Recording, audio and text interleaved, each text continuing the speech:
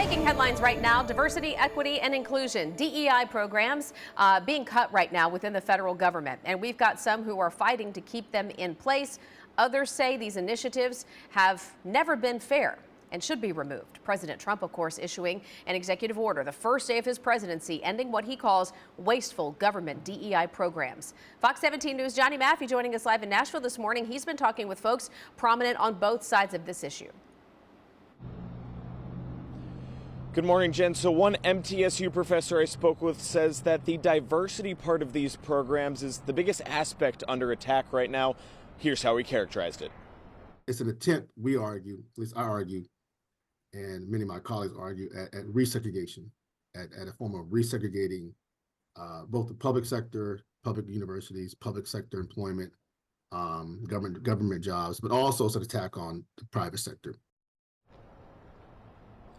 That's political science professor Sekou Franklin from MTSU. He says a lot of the DEI programs in place became more explicit amid the George Floyd protests back in 2020, but things were already heading in that direction. Franklin thinks diversity can lift up an institution or corporation and believes this is not just an attack on the programs in place now, but the progress made the last 40 to 50 years.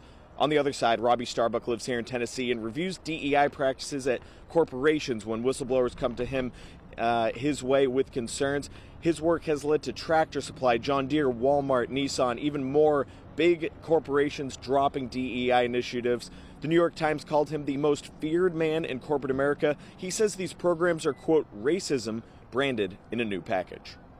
My wife is Scottish, I'm Cuban. My kids have a choice when they grow up to check a box that says Latino or white on forms, right? And when you have that choice in front of you, you should not be thinking one is going to give you an advantage over the other, right? And so if we're being perfectly honest, checking that Latino box gives them advantages, and that's wrong. That's un-American in every sense. And so Starbuck adds that he believes that current DEI programs are in violation of existing civil rights laws and does think that the DOJ will be looking into that. Live this morning in Nashville, I'm Johnny Maffei, Fox 17 News, your Code Red station.